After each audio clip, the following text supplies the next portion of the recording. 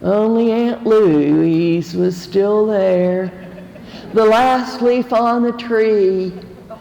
Being old and feeble does not necessarily mean that you're not still as mean as a striped snake.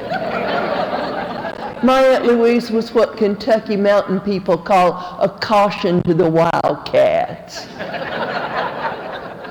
You remember Becky? I said, your daughter, Becky? He said, yeah, Becky. I said, yeah, I remember Becky real good. Well, Becky come from Cincinnati. She'd been living up there for a while. We were expecting her. Oh, I said. He said, she's a good mama. She had presents for the baby, but she didn't get to bring them. Huh. I said, how long does Becky get to stay? And he stuck his chin out at me and he said, I ain't letting her go back.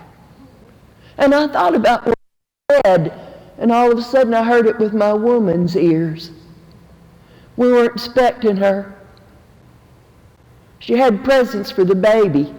She couldn't bring them. I ain't letting her go back. I said, how bad did he hurt her, Alfred? He said, bad enough. I'm going to kill him, but I have to wait till I get my check. That might be the most Appalachian statement I have ever heard in my entire life. Reading about Mary almost finding the key to the secret garden just so I wouldn't have to think about what punishment was going to be doled out to me if Mary Louise was going to get that really bad whipping. When I looked up and my grandfather was standing in the doorway, he was holding his rifle. He was pointing it right at me. And when I saw it, I just froze. I knew he was angry, but I had no idea he could get that angry. And when the shot was fired and the snake that was crawling down the tree over my head fell into my lap, I don't mind telling you I screamed loud enough to be heard at the county courthouse real easily. I've always been grateful to that snake.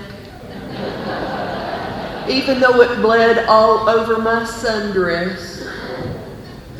I was grateful to it because I discovered that nothing will make an adult forgive a child quite as quickly as seeing that child in danger. Safe at last. Thank God Almighty, safe at last. Thanks. You know, the truth is that only half of that land ever belonged to Aunt Louise. The other half belonged to my mama.